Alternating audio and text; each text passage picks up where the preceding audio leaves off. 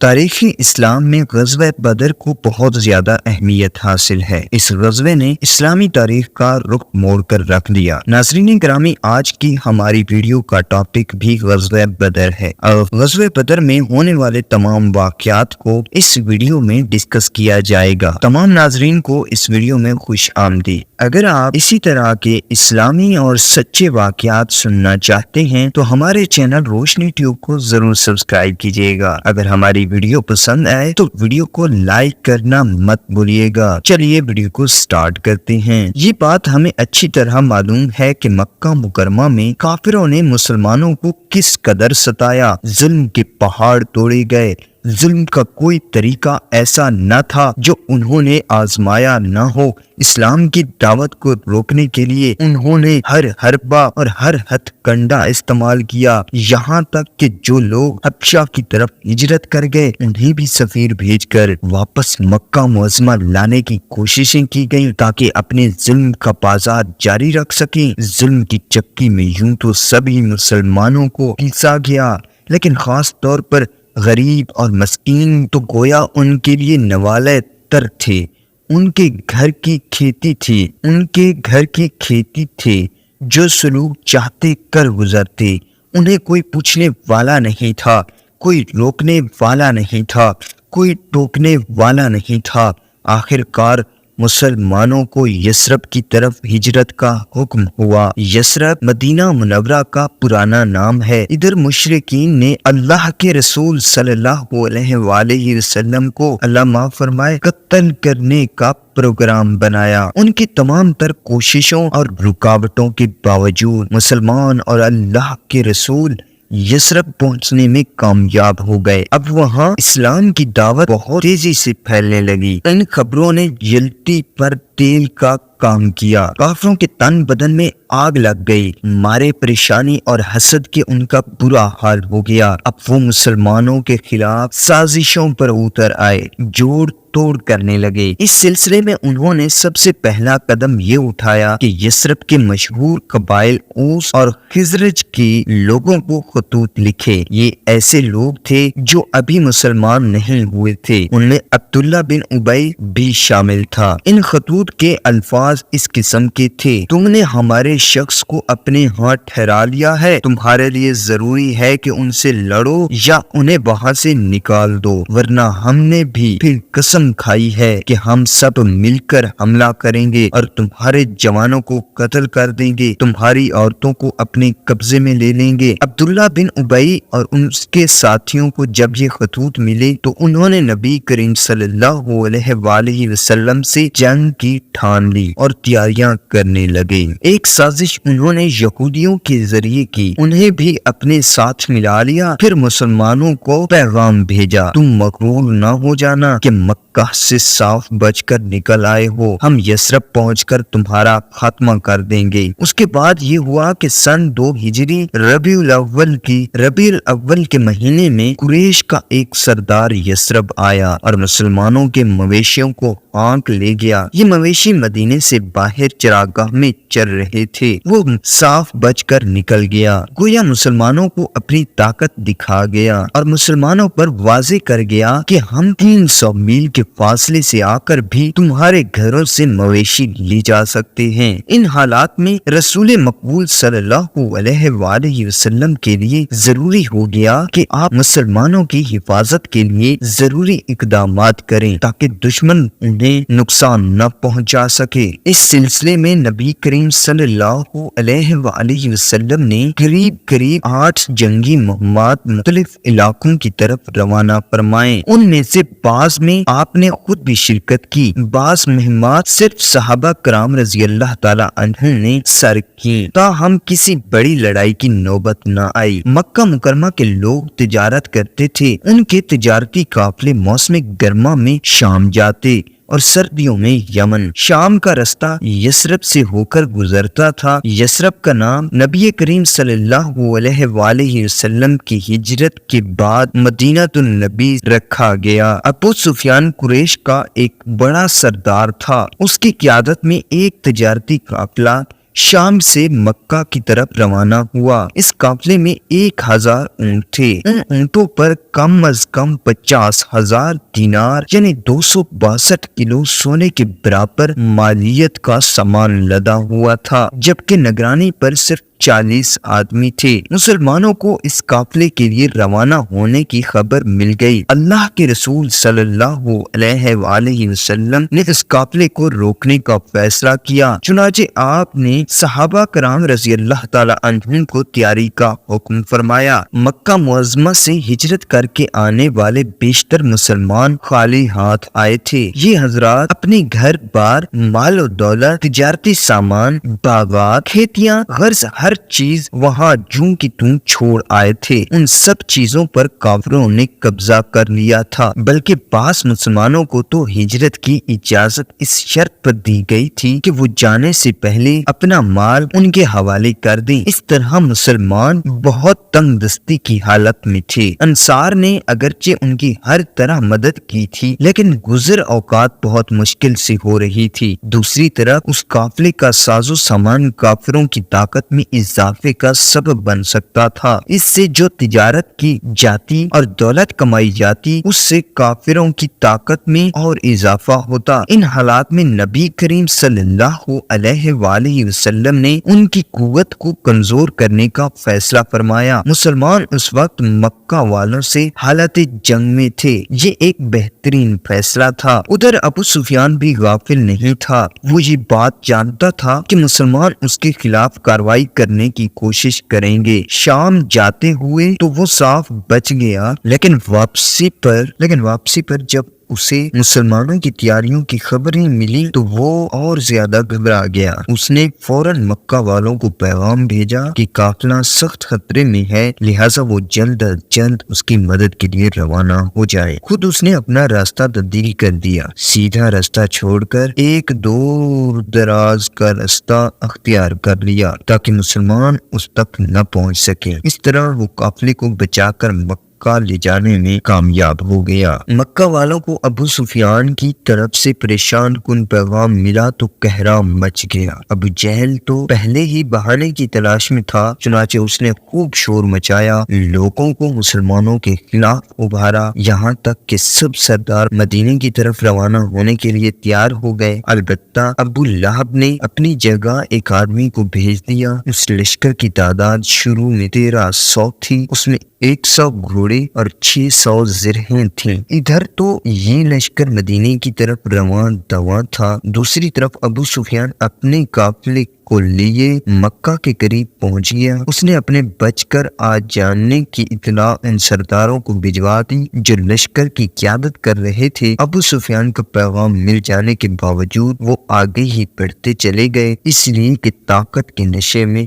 چور تھے۔ ان کا خیال تھا جن مسلمانوں پر وہ 13 سال تک ظلم و ستم کے پہاڑ توڑتے رہے ہیں، وہ بھلا ان کے مقابلے میں آنے کی جرت کریں گے۔ اگر آ گئے تو ہم انہیں تہس نہس کر کے رکھ دیں گے۔ اب آ تو گئے ہی ہیں، واپس کیوں جائیں؟ اب تو مسلمانوں کو مزہ چکھا کر ہی جائیں گے۔ اس موقع پر ابو جہل نے کہا اور غرور کے لہجے میں کہا، اللہ کی قسم، جب تک ہم بدر نہ پہنچ جائیں واپس نہیں جائیں گے۔ وہاں 3 دن قیام کریں گے، اونٹ ذبح کریں گے، عورتیں ہمارے لیے گانے گائیں گی، ہم اپنی طاقت کا خوب مظاہرہ کریں گے۔ اس طرح پورے علاقے پر ہماری طاقت کی دھاک بیٹھ جائے گی اور مسلمان پھر کبھی ہمارے مقابلے پر آنے کی جرت نہیں کریں گے۔ اخنس بن شریک نے، جو بنو زہرہ کا حلیف تھا، ابو جہل کی اس رائے سے اختلاف کیا۔ اس نے کہا، اب جب کہ ابو سفیان اپنے قافلے سمیت مکہ پہنچ گیا ہے تو ہم کیوں آگے جائیں، کیوں مسلمانوں سے جنگ کریں، اس کی اب کیا ضرورت ہے، لہذا ہم تو واپس جاتے ہیں۔ اس طرح بنو زہرہ کے 300 آدمی تو واپس لوٹ گئے۔ بنو ہاشم نے بھی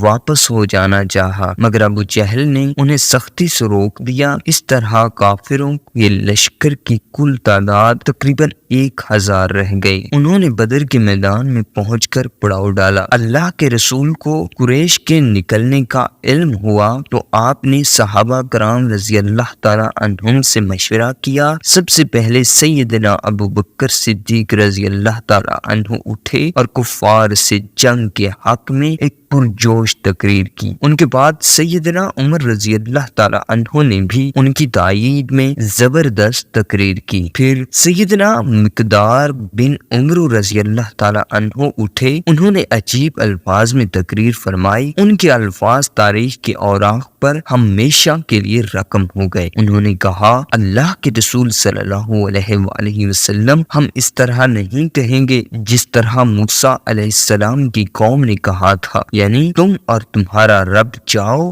اور لڑو، ہم تو یہاں بیٹھے ہیں، بلکہ ہم تو آپ کے آگے پیچھے دائیں اور بائیں لڑیں گے۔ ان کے الفاظ سن کر نبی کریم صلی اللہ علیہ وآلہ وسلم کے چہرہ مبارک پر خوشی کے آثار نمودار ہوئے۔ آپ نے مزید مشورہ چاہا تو سیدنا سعد بن معاذ رضی اللہ تعالی عنہ کھڑے ہوئے اور عرض کی، اے اللہ کے رسول صلی اللہ علیہ وآلہ وسلم، اب شاید آپ انصار کا خیال جاننا چاہتے ہیں۔ ان کی بات کے جواب میں رسول اللہ صلی اللہ علیہ وآلہ وسلم نے فرمایا، ہاں یہی بات ہے۔ انہوں نے کہا، اس ذات کی قسم جس نے آپ کو حق اور سچ کے ساتھ مبعوث فرمایا ہے، اگر آپ ہمیں ساتھ لے کر سمندر میں کودنا چاہیں تو ہم اس میں کود پڑیں گے، ہمارا ایک آدمی بھی پیچھے نہیں رہے گا، ہمیں قطعاً کوئی ہچکچاہٹ نہیں۔ آپ دشمن سے ٹکرا جائیں، ہم جنگ میں ثابت قدمی دکھانے والے اور لڑائی کے ماہر ہیں۔ اللہ کے رسول صلی اللہ علیہ وآلہ وسلم ان کی باتیں سن کر بہت خوش ہوئے اور فرمایا، چلو اور خوشی خوشی چلو، اللہ نے مجھ سے 2 گروہوں میں سے ایک کا وعدہ فرمایا ہے، یعنی مسلمانوں کے گروہ کو کامیابی عطا ہوگی، اور اللہ کی قسم میں تو اس وقت بھی کفار کی قتل گاہیں دیکھ رہا ہوں، میں دیکھ رہا ہوں کون کہاں قتل ہوگا۔ دشمن کی جاسوسی۔ ایک اچھا سپہ سالار دشمن کے بارے میں معلومات جمع کرتا ہے، وہ جاننے کی کوشش کرتا ہے کہ دشمن فوج کی تعداد کتنی ہے، ان کے پاس اسلحہ کتنا ہے، ان کے وسائل کیا ہیں، ان میں جنگی مہارت کتنی ہے، غرض ہر لحاظ سے دشمن کے بارے میں معلومات حاصل کرتا ہے۔ نبی کریم صلی اللہ علیہ وآلہ وسلم سے بڑھ کر کون سپہ سالار ہو سکتا ہے؟ چنانچہ آپ نے سیدنا علی بن ابی طالب، سیدنا سعد بن ابی وقاص اور سیدنا زبیر بن عوام رضی اللہ تعالی عنہم کو دشمن کی جاسوسی کے لیے بھیجا۔ ان حضرات نے دشمن کے 2 آدمیوں کو پانی بھرتے دیکھا تو انہیں گرفتار کر کے اسلامی لشکر میں لے آئے۔ ان سے معلومات حاصل کرنے کی کوشش کی گئی تو وہ بولے، ہم تو پانی پلانے پر مامور ہیں، ہمیں ان باتوں کا کیا علم۔ ان دونوں کو رسول اللہ صلی اللہ علیہ وآلہ وسلم کے سامنے حاضر کیا گیا۔ آپ نے ان سے قریش کے بارے میں پوچھا، کہنے لگے، یہ ٹیلا جو وادی کے آخری دہانے پر دکھائی دے رہا ہے، قریش اس کے پیچھے ہیں؟ نبی کریم صلی اللہ علیہ وآلہ وسلم نے فرمایا، وہ کتنے ہیں؟ جواب میں انہوں نے کہا، بہت زیادہ۔ رسول اللہ صلی اللہ علیہ وآلہ وسلم نے فرمایا، تعداد بتاؤ وہ کتنے ہیں؟ کہنے لگے، ہمیں نہیں معلوم۔ آپ صلی اللہ علیہ وآلہ وسلم نے پوچھا، اچھا یہ بتاؤ روزانہ کتنے اونٹ ذبح کرتے ہو؟ انہوں نے بتایا، کبھی 9 کبھی 10۔ آپ صلی اللہ علیہ وآلہ وسلم نے فرمایا، تو قریش کی تعداد 900 1000 کے درمیان ہے۔ اس سوال سے آپ نے دشمن کی تعداد بآسانی معلوم کر لی۔ یہ اس لیے کہ روزانہ 9 یا 10 اونٹ 900 یا 1000 آدمی کے لیے کافی ہو جاتے ہیں۔ آپ صلی اللہ علیہ وآلہ وسلم نے ان سے پوچھا، قریش کے بڑے سرداروں میں سے کون کون آیا ہے؟ جواب میں انہوں نے یہ نام لیے، عتبہ بن ربیعہ، شیبہ بن ربیعہ، ابو جہل، امیہ بن خلف اور نضر بن حارث۔ ان کے علاوہ دوسرے سرداروں کے نام بھی بتائے۔ یہ نام سن کر رسول اللہ صلی اللہ علیہ وآلہ وسلم نے فرمایا، مکہ نے اپنے جگر گوشوں کو تمہارے پاس لا ڈالا ہے۔ معرکہ سے پہلے مسلمانوں نے میدان جنگ کے شمال مشرق میں اللہ کے رسول صلی اللہ علیہ وآلہ وسلم کے لیے ایک اونچے ٹیلے پر چھپر بنا دیا تھا۔ اس جگہ سے پورا میدان جنگ نظر آتا تھا۔ اس چھپر کی حفاظت کے لیے سیدنا سعد بن معاذ رضی اللہ تعالی عنہ کی قیادت میں نوجوانوں کا ایک دستہ مقرر ہوا۔ اب آپ صلی اللہ علیہ وآلہ وسلم میدان جنگ میں تشریف لے گئے۔ ان لمحات میں آپ صلی اللہ علیہ وآلہ وسلم اشارہ فرماتے جا رہے تھے، انشاءاللہ کل فلاں مشرک یہاں قتل ہوگا، یہ جگہ کل فلاں کافر کی قتل گاہ ثابت ہوگی، اور اس جگہ فلاں کی لاش پڑی ہوگی۔ دوسرے دن جنگ سے پہلے آپ صلی اللہ علیہ وآلہ وسلم نے صحابہ کرام رضی اللہ تعالی عنہم کی صف بندی شروع کی۔ آپ کے ہاتھ میں تیر تھا۔ جب آپ سوار بن غزیہ رضی اللہ تعالی عنہ کے پاس سے گزرے تو وہ سب سے آگے نکلے ہوئے تھے۔ آپ نے تیر سے ان کے پیٹ پر کچوکا لگایا اور فرمایا برابر ہو جاؤ۔ سواد بولے، اللہ کے رسول صلی اللہ علیہ وآلہ وسلم، آپ نے مجھے تکلیف دی، بتلا دے۔ یہ سننا تھا کہ آپ صلی اللہ علیہ وآلہ وسلم نے اپنا کرتا مبارک اٹھا دیا اور جسم مبارک آگے کر دیا۔ یہ دیکھ کر صحابہ رضی اللہ تعالی عنہم پریشان ہو گئے کہ یہ سواد کیا کر رہے ہیں، اللہ کے رسول صلی اللہ علیہ وآلہ وسلم سے بدلہ لے رہے ہیں۔ ادھر رحمت عالم صلی اللہ علیہ وآلہ وسلم کا انصاف دیکھیے کہ مطالبہ سنتے ہی فوراً خود کو بدلے کے لیے پیش کر دیا، اور پھر سواد بن غزیہ رضی اللہ تعالی عنہ نے کیا آگے بڑھے اور جسم مبارک کو چوم لیا۔ آپ صلی اللہ علیہ وآلہ وسلم نے پوچھا، سواد تم نے ایسا کیوں کیا؟ سواد بن غزیہ رضی اللہ تعالی عنہ نے عرض کیا، اللہ کے رسول صلی اللہ علیہ وآلہ وسلم، میں اللہ کے راستے میں لڑنے کے لیے آیا ہوں، ہو سکتا ہے اس جنگ میں شہید ہو جاؤں، چونکہ میں نے سوچا آخری وقت میں آپ کے جسم مبارک سے میرا جسم چھو جائے۔ آپ صلی اللہ علیہ وآلہ وسلم نے ان کے لیے دعا فرمائی۔ صفوں کی درستگی کے بعد آپ صلی اللہ علیہ وآلہ وسلم اور ابو بکر رضی اللہ تعالی عنہ چھپر کی طرف تشریف لے گئے اور آپ اپنے رب کے حضور دعا میں مشغول ہو گئے۔ آپ کی دعا کے الفاظ یہ تھے، اے اللہ، اگر آج یہ گروہ ہلاک ہو گیا تو تیری عبادت نہیں کی جائے گی۔ اے اللہ، تو نے مجھ سے جو وعدہ کیا ہے اسے پورا فرما۔ اے اللہ، ہم تجھ سے تیری مدد کے طلبگار ہیں۔ آپ صلی اللہ علیہ وآلہ وسلم نے اپنے مبارک ہاتھوں کو آسمان کی طرف اٹھایا ہوا تھا اور مسلسل دعائیں فرما رہے تھے۔ آپ صلی اللہ علیہ وآلہ وسلم کی آنکھوں میں آنسو تھے، یہاں تک کہ آپ صلی اللہ علیہ وآلہ وسلم کی چادر مبارک کندھوں سے نیچے سرک گئی۔ سیدنا ابو بکر صدیق رضی اللہ تعالی عنہ آپ صلی اللہ علیہ وآلہ وسلم کے پیچھے کھڑے تھے۔ انہوں نے آپ صلی اللہ علیہ وآلہ وسلم کی چادر درست کی اور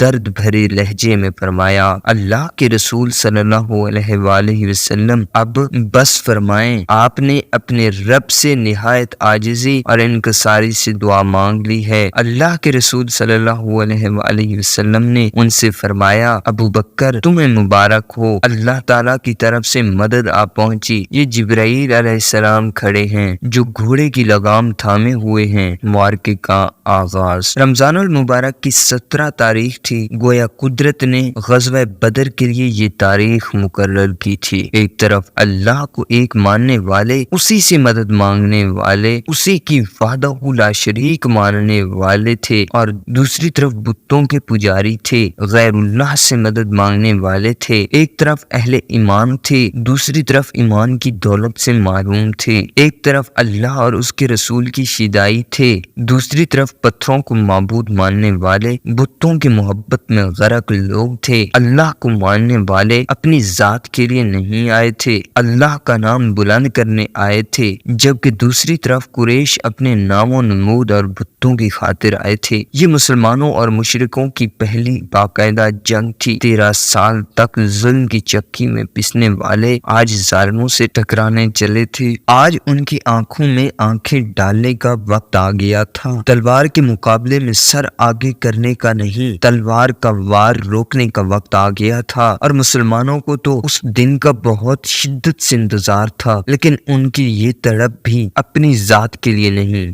اللہ کی رضا کے لیے تھی۔ جنگ کا آغاز مشرکین کی طرف سے آنے والے ایک تیر سے ہوا۔ یہ تیر سیدنا عمر بن خطاب رضی اللہ تعالیٰ عنہ کے غلام سیدنا مہجا رضی اللہ تعالیٰ عنہ کو لگا، تیر لگنے سے وہ شہید ہو گئے۔ اس طرح وہ غزوہ بدر کے پہلے شہید قرار پائے۔ دوسرے شہید حارثہ بن سراقر انصاری رضی اللہ تعالیٰ عنہ تھے۔ یہ پانی پینے کے لیے حوض کی طرف گئے۔ حوض پر معمور صحابی نے انہیں دشمن کا آدمی خیال کیا اور تیر چلا دیا، وہ ان کے حلق پر لگا، اس طرح یہ بھی شہید ہو گئے۔ مشرکوں کی طرف سے اسود بن عبد الاسود نام کا شخص نکلا، وہ بلند آواز میں للکارا، میں مسلمان کے حوض سے پانی پیوں گا اور حوض کو مسلمانوں کے سامنے برباد کروں گا۔ اس کی بات سن کر سیدنا حمزہ رضی اللہ تعالیٰ عنہ آگے بڑھے، اسے للکارا، مقابلے کے لیے اس کے مقابل آ گئے۔ اس سے پہلے کہ وہ وار کرتا، سیدنا حمزہ رضی اللہ تعالیٰ عنہ کے ایک ہی وار سے اس کا کام تمام ہو گیا، یوں وہ جہنم رسید ہوا۔ اس زمانے میں طریقے جنگ یہ تھا کہ باقاعدہ جنگ شروع ہونے سے پہلے دونوں طرف سے بہادر اپنی صفوں سے نکل کر آگے آتے تھے اور دشمن کے لشکر کو للکارتے تھے، کہتے تھے کون ہے جو میرے مقابلے میں آئے، یا وہ کہتے تھے کسی میں میرے مقابلے میں آنے کی جرت ہے، میں فلاں ابن فلاں ہوں۔ پھر سامنے والے لشکر سے کوئی اس کے مقابلے کے لیے نکلتا، دونوں میں لڑائی ہوتی، دونوں لشکر اس لڑائی کا نظارہ کرتے۔ اس طرح مقابلے کے لیے للکارنے کو مبارزت کہتے تھے۔ چنانچہ کافروں کی طرف سے 3 بہادر اور جنگجو نکل کر میدان میں آ گئے، وہ للکارے ہمارے مقابلے پر کون آتا ہے؟ اسلامی لشکر میں سے 3 انصاری مقابلے کے لیے نکلے۔ مشرک بولے تم لوگوں کے نام کیا ہیں؟ تینوں نے اپنے نام بتا دیے۔ کافروں نے کہا ہمارا تمہارا کوئی جھگڑا نہیں، ہم تو چاہتے ہیں کہ ہمارے مقابلے پر ہمارے چچیرے بھائی آئیں۔ پھر انہوں نے آواز دی اے محمد صلی اللہ علیہ وآلہ وسلم، ہمارے مقابلے میں اپنی قوم کے لوگوں کو بھیجو جو ہمارے برابر کے ہیں۔ اس پر رسول اللہ صلی اللہ علیہ وآلہ وسلم اپنے صحابہ رضی اللہ تعالی عنہم کی طرف متوجہ ہوئے اور فرمایا عبیدہ بن حارث، حمزہ اور علی اٹھو اور مقابلے کے لیے جاؤ۔ اب یہ تینوں صفوں سے نکلے اور ان کے سامنے آ کھڑے ہوئے۔ کافروں نے پوچھا تمہارے نام کیا ہیں؟ انہوں نے کہا ہم قریشی ہیں اور ہمارے نام عبیدہ، حمزہ اور علی ہیں۔ یہ سن کر وہ خوش ہوئے اور کہنے لگے اب آئے گا مزہ، یہ ہیں ہمارے ہم پلا لوگ، شریف مد مقابل۔ آخر تینوں میں معرکہ شروع ہوا۔ سیدنا عبیدہ رضی اللہ تعالی عنہ عمر میں سب سے زیادہ تھے، انہوں نے عتبہ سے مقابلہ کیا۔ سیدنا حمزہ رضی اللہ تعالی عنہ نے شیبہ کا اور سیدنا علی رضی اللہ تعالی عنہ کا مقابلہ ولید سے ہوا۔ سیدنا حمزہ رضی اللہ تعالی عنہ نے ایک ہی وار میں شیبہ کا خاتمہ کر دیا۔ اس طرح سیدنا علی رضی اللہ تعالی عنہ ولید پر حملہ آور ہوئے، وہ ان کا وار روک نہ سکا اور تلوار اس کے کندھے کو کاٹتے ہوئے گزر گئی، وہ بھی ڈھیر ہو گیا۔ سیدنا عبیدہ رضی اللہ تعالی عنہ اور عتبہ میں دیر تک مقابلہ ہوا، دونوں نے ایک دوسرے کو زخمی کیا۔ سیدنا عبیدہ کو گہرے زخم آئے، چنانچہ سیدنا حمزہ اور سیدنا علی رضی اللہ تعالی عنہ نے آگے بڑھ کر عتبہ کا کام تمام کر دیا۔ اس جنگ کے چند دن بعد سیدنا عبیدہ بن حارث رضی اللہ تعالی عنہ زخموں کی تاب نہ لا کر شہید ہو گئے۔ اس وقت اسلامی لشکر بدر سے واپس مدینے کی طرف جا رہا تھا، چنانچہ انہیں وہیں دفن کر دیا گیا۔ جنگ کی ابتدا میں ہی کافروں کو بھاری نقصان اٹھانا پڑا، ان کے 4 نامی گرامی بہادر مارے گئے۔ اب عام لڑائی شروع ہوئی۔ اللہ کے رسول صلی اللہ علیہ وآلہ وسلم نے صحابہ کرام رضی اللہ تعالی عنہم کو جوش دلانے کے لیے فرمایا اس ذات کی قسم جس کے قبضے میں محمد کی جان ہے، جو شخص بھی آج جم کر ثواب سمجھ کر لڑے گا، دشمن کو پیٹھ نہیں دکھائے گا، سامنے سے خوب وار کرے گا اور خوب بہادری دکھائے گا، اللہ تعالیٰ اسے جنت عطا فرمائیں گے۔ صحابہ کرام رضی اللہ تعالی عنہم پہلے ہی کچھ کم پرجوش نہ تھے، رسول اللہ صلی اللہ علیہ وآلہ وسلم کے ان الفاظ نے انہیں ایک نیا ولولہ عطا کیا۔ چنانچہ اس جنگ میں بہادری اور بے جگری کی بہت سے حیرت انگیز واقعات پیش آئے۔ عمیر بن حمام رضی اللہ تعالی عنہ ایک انصاری صحابی تھے۔ جب انہوں نے اللہ کے رسول صلی اللہ علیہ وآلہ وسلم سے یہ بشارت سنی، اس وقت وہ کھجوریں کھا رہے تھے، فوراً ہاتھ روک لیا، کھجوروں کی طرف دیکھا اور کہا یہ تو زیادہ ہیں، ان کے کھانے میں تو بہت وقت لگے گا، میں جنت میں جانے کے لیے اتنی دیر کیوں کروں؟ یہ کہا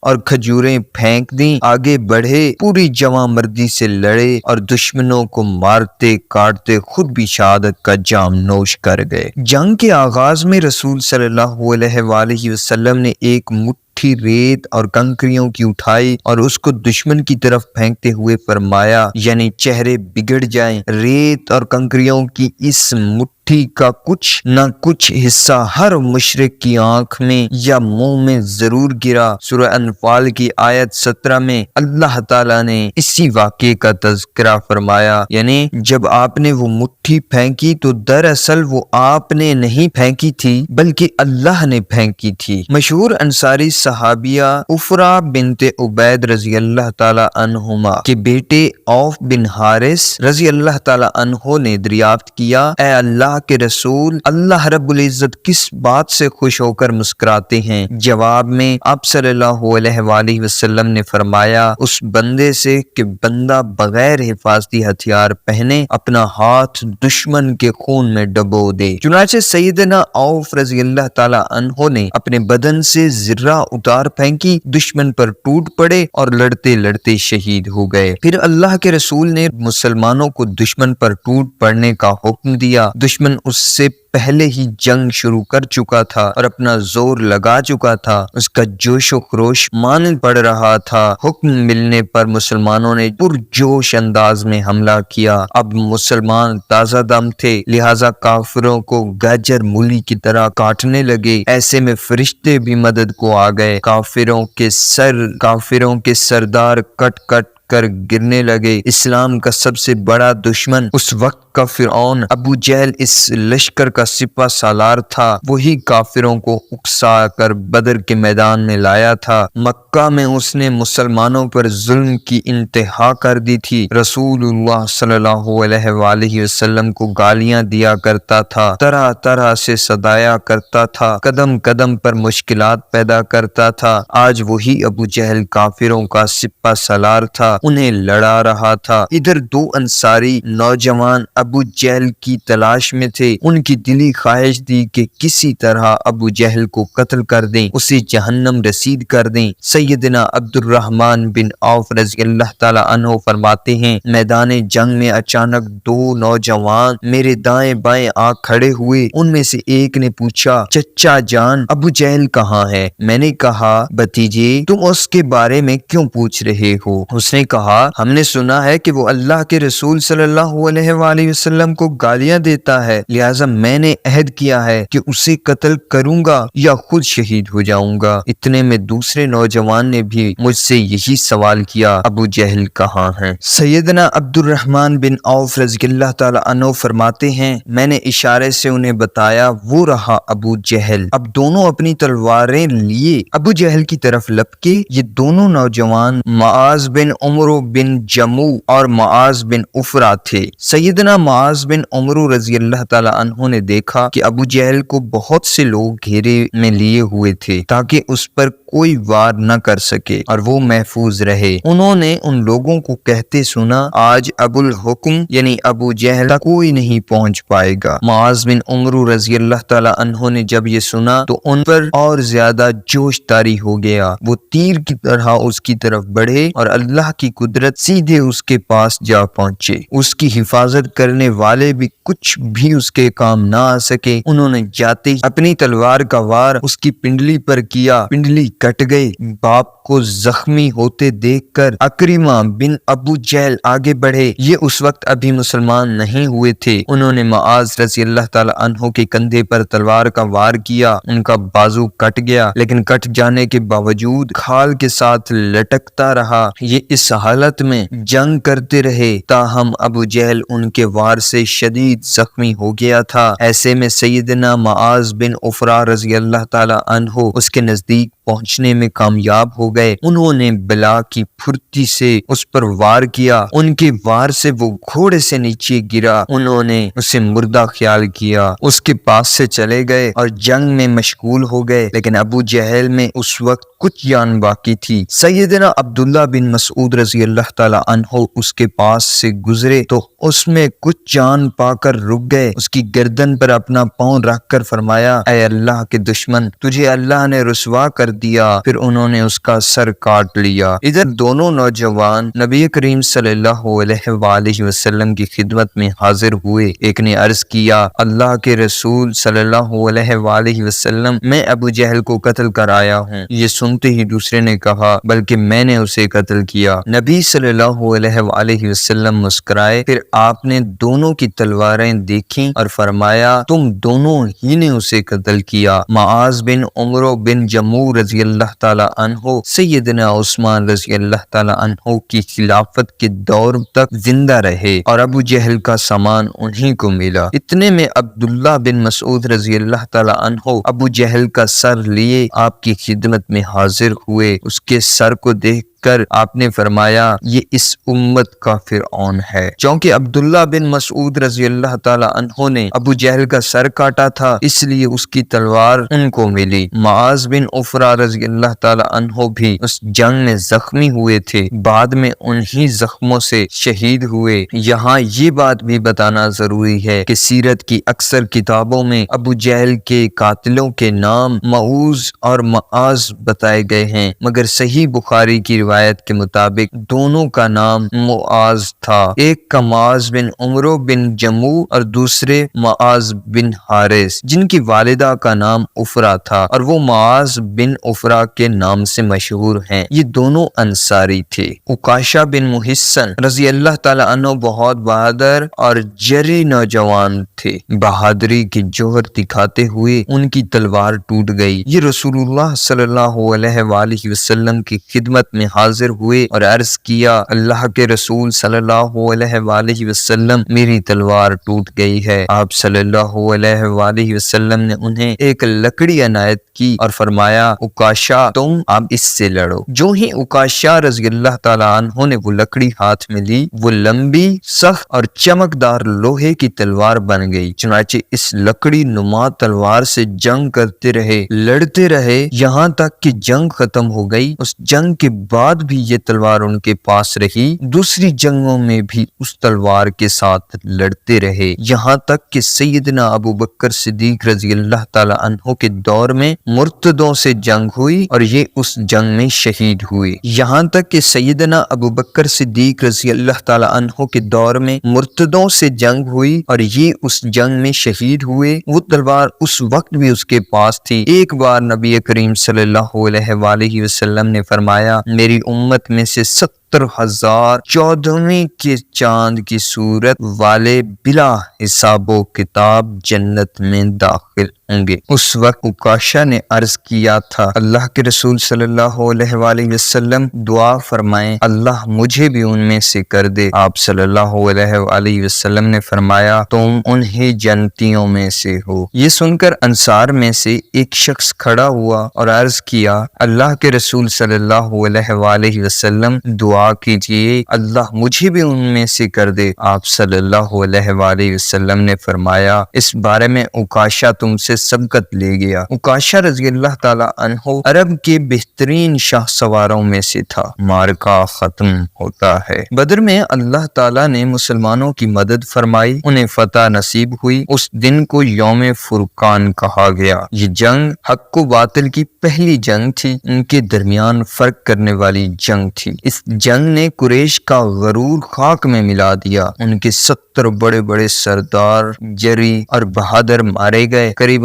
اتنے ہی گرفتار ہوئے۔ مسلمانوں میں سے بھی 14 شہید ہوئے۔ مال غنیمت کافی مقدار میں ہاتھ آیا۔ شہداء کو میدان بدر میں بہت احترام سے دفن کیا گیا، جبکہ کافروں کی لاشوں کو ایک کنویں میں پھینک دیا گیا۔ اس موقع پر آپ صلی اللہ علیہ وآلہ وسلم نے لاشوں کو مخاطب کرتے ہوئے فرمایا، اے گڑھے والو، تمہارے پروردگار نے جو کچھ تم سے وعدہ کیا تھا کیا تم نے اسے سچا پایا؟ مجھ سے تو میرے پروردگار نے جو کچھ وعدہ فرمایا تھا بلا شبہ میں نے اسے سچا پایا۔ پھر ان لاشوں پر مٹی ڈال دی گئی۔ مدینہ منورہ میں فتح کی خوشخبری۔ اللہ کے رسول صلی اللہ علیہ وآلہ وسلم نے سیدنا عبداللہ بن رواحہ رضی اللہ تعالی عنہ کو فتح کی خوشخبری کے ساتھ مدینہ منورہ کی طرف روانہ کیا۔ بدر کی لڑائی کی تیاری ہو رہی تھی کہ سیدنا عثمان بن عفان رضی اللہ تعالی عنہ کی اہلیہ محترمہ سیدہ رقیہ رضی اللہ تعالی عنہا شدید بیمار ہو گئیں۔ یہ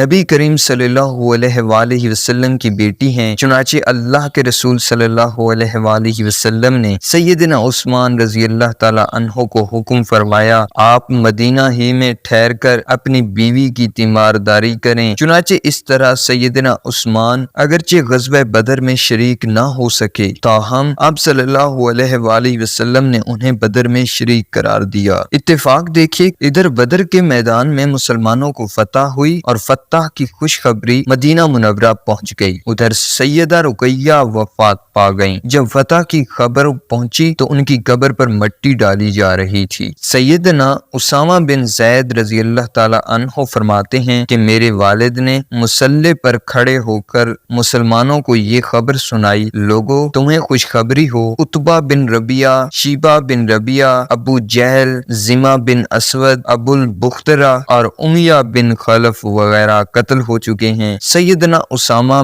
بن زید رضی اللہ تعالی عنہ فرماتے ہیں اپنے والد کی زبانی یہ خبر سن کر مجھے اپنے کانوں پر یقین نہ آیا۔ میں نے حیران ہو کر پوچھا ابا جان کیا واقعی اتنے بڑے سردار قتل ہو گئے؟ جواب میں انہوں نے کہا ہاں میرے بیٹے، یہ سارے سردار قتل ہو چکے ہیں۔ اللہ کے رسول صلی اللہ علیہ وآلہ وسلم نے بدر میں 3 دن قیام فرمایا اور مدینہ منورہ پہنچنے سے پہلے شرکائے بدر میں مال غنیمت تقسیم فرمایا، بعد ازاں مدینہ تشریف لے آئے۔ دوسرے روز قیدی بھی پہنچ گئے۔ قیدیوں کے بارے میں مشورہ۔ بدر کے میدان میں مسلمانوں کے ہاتھ 70 قیدی لگے تھے۔ نبی صلی اللہ علیہ وآلہ وسلم نے ان کے بارے میں اپنے صحابہ رضی اللہ تعالی عنہم سے مشورہ کرنا ضروری خیال فرمایا۔ آپ صلی اللہ علیہ وآلہ وسلم نے ان سے فرمایا ان قیدیوں کو اللہ تعالی نے تمہارے حوالے کیا ہے، اب ان کے ساتھ کیا سلوک کیا جائے؟ سیدنا عمر رضی اللہ تعالی عنہ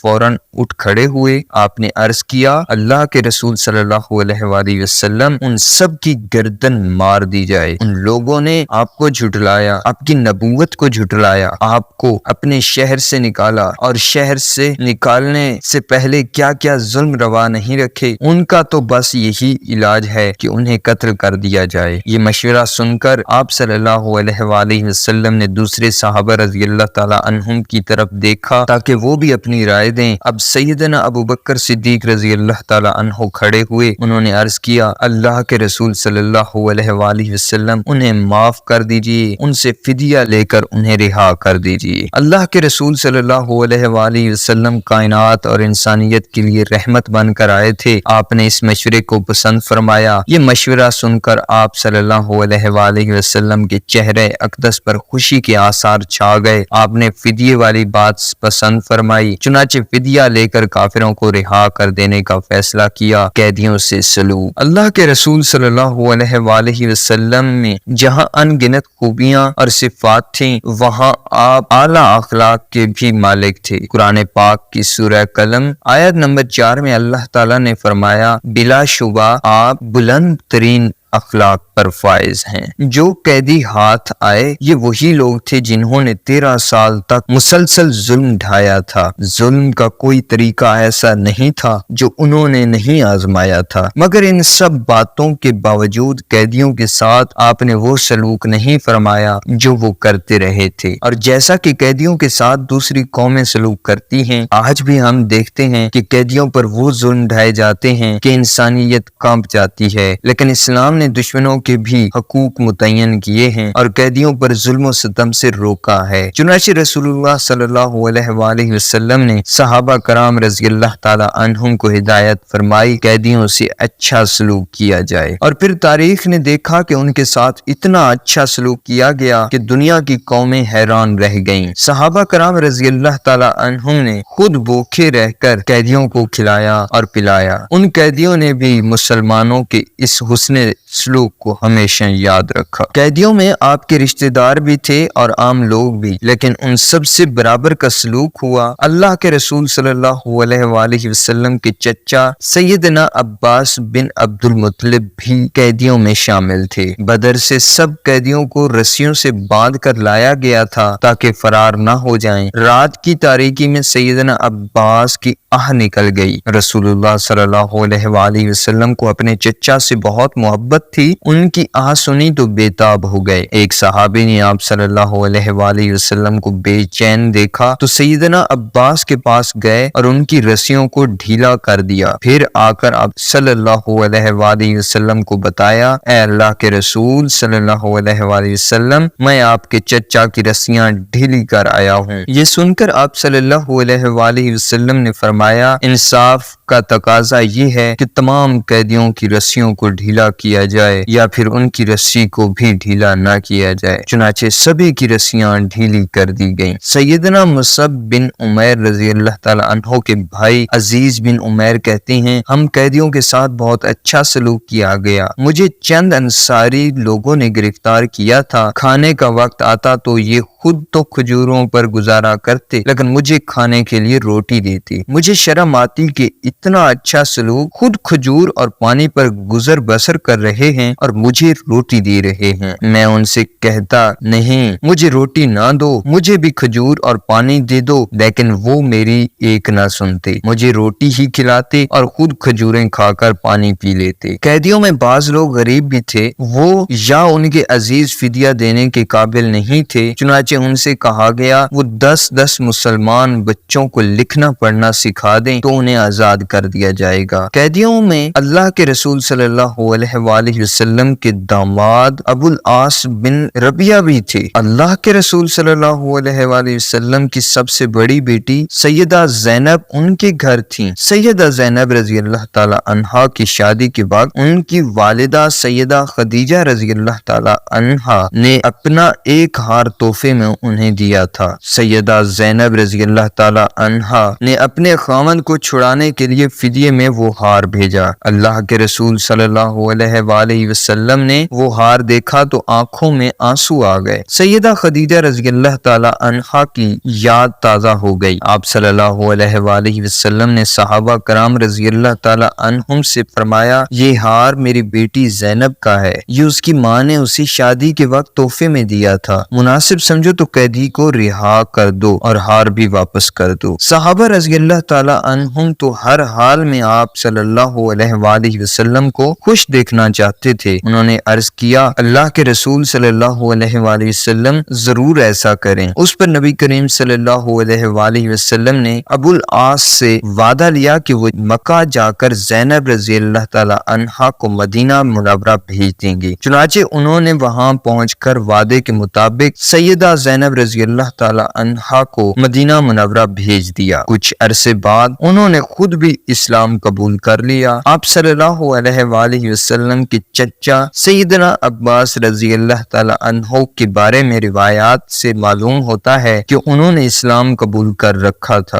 کسی مصلحت کے تحت اپنے اسلام کو چھپائے ہوئے تھے اور یہ مجبوراً اس جنگ میں شریک ہوئے تھے۔ چنانچہ اللہ کے رسول صلی اللہ علیہ وآلہ وسلم نے جنگ شروع ہونے سے پہلے صحابہ کرام رضی اللہ تعالی عنہم کو حکم دیا تھا کہ اگر لڑائی کے دوران عباس سامنے آ جائیں تو انہیں قتل نہ کیا جائے، کیونکہ ان کے اسلام کے لیے بہت خدمات ہیں۔ اب اس موقع پر انہوں نے عرض کیا، اے اللہ کے رسول صلی اللہ علیہ وآلہ وسلم، میں آپ کا چچا ہوں، کیا مجھے فدیہ لیے بغیر نہیں چھوڑا جا سکتا؟ جواب میں آپ صلی اللہ علیہ وآلہ وسلم نے فرمایا، آپ مالدار ہیں، آپ نہ صرف اپنا بلکہ اپنے بھتیجوں کی طرف سے بھی فدیہ ادا کر دیں۔ چنانچہ انہوں نے اپنی طرف سے اور نوفل اور عقیل کی طرف سے بھی فدیہ دیا۔ واضح رہے کہ نوفل اور عقیل آپ صلی اللہ علیہ وآلہ وسلم کے چچا زاد بھائی تھے۔ آپ نے انصاف کا تقاضا پورا فرمایا، انہیں بھی فدیہ لے کر چھوڑا۔ صحابہ کرام رضی اللہ تعالی عنہم یہ سب باتیں اللہ کے رسول صلی اللہ علیہ وآلہ وسلم سے سیکھتے تھے اور ان پر عمل کرتے تھے۔ اس جنگ میں باپ بیٹے کے خلاف، بھائی بھائی کے خلاف، چچا بھتیجے کے خلاف اور ماموں بھاجے کے خلاف لڑے تھے، یعنی اکثر لوگ آپس میں رشتہ دار تھے۔ چنانچہ معلوم ہوا اصل رشتہ اسلام کا رشتہ ہے۔ مصعب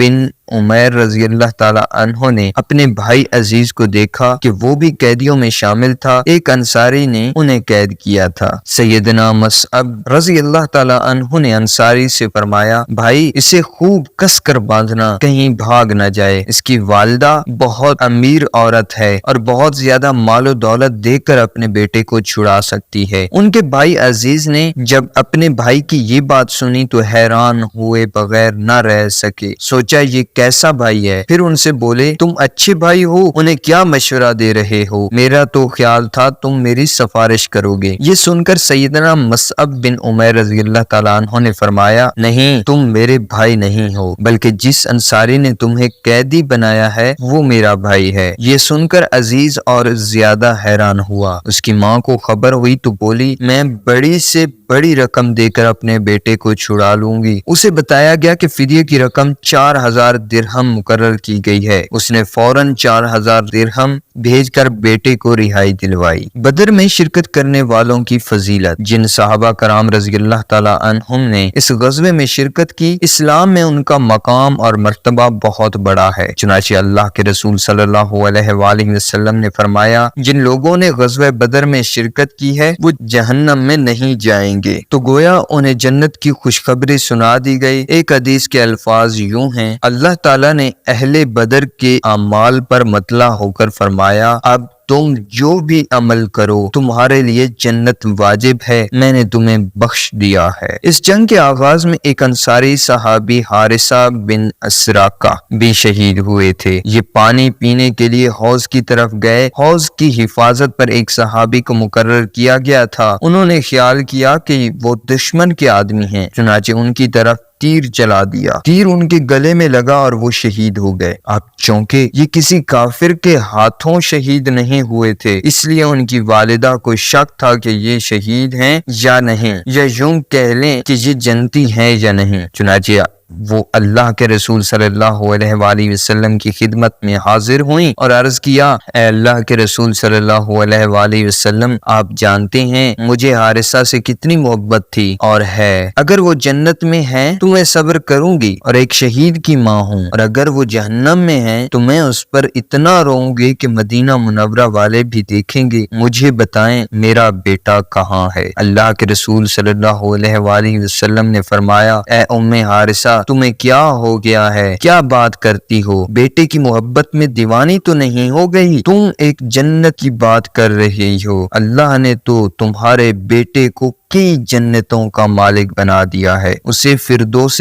اعلیٰ عطا کیا ہے۔ اس سے غزوہ بدر میں شریک ہونے والے صحابہ رضی اللہ تعالی عنہم کے بارے میں اندازہ لگایا جا سکتا ہے کہ ان کا کیا مرتبہ ہے، اللہ کے نزدیک غازیوں اور شہداء کا کیا مقام ہے۔ اس جنگ سے ان گنت فوائد حاصل ہوئے، ان میں سے چند ایک یہ ہیں۔ بہت سا مال غنیمت حاصل ہوا، مسلمانوں کی طاقت میں بہت اضافہ ہوا، مشرکوں پر مسلمانوں کی دھاک بیٹھ گئی۔ کفار نے جان لیا مسلمان اب ان کے لیے آسان شکار نہیں رہے۔ مدینہ کے ارد گرد آباد بہت سے قبائل اسلام کی طرف متوجہ ہونے لگے، بہت سے قبائل اسلام کے قریب آ گئے۔ بعض قبائل نے فوراً اسلام قبول کر لیا یا مسلمانوں کے طرف دار بن گئے۔ یہودیوں کی سازشیں کچھ وقت کے لیے دم توڑ گئیں، یہودیوں پر مسلمانوں کا رعب چھا گیا۔ اس دوران منافقوں کے سردار عبداللہ بن ابی نے مجبوراً اسلام قبول کر لیا، اگرچہ اندر سے منافق ہی رہے۔ مسلمانوں کو قیدیوں کی فدیے سے مال و دولت غنیمت حاصل ہوئی۔ مال غنیمت سے مسلمانوں کی مالی حالت پہلے سے بہتر ہو گئی۔ مسلمان اپنے آپ کو مضبوط محسوس کرنے لگے۔ کافروں کا غرور خاک میں مل گیا، کافروں کا گھمنڈ پاش پاش ہو گیا۔ یہ جنگ مسلمان بچوں کی تعلیم کا ذریعہ بنی۔ کفار کے بڑے بڑے سردار جہنم رسید ہوئے۔ اسلام کو طاقت ملی، مسلمانوں کی عزت کو چار چاند لگ گئے۔ کفر کے مقابلے میں اسلام سر بلند ہو گیا۔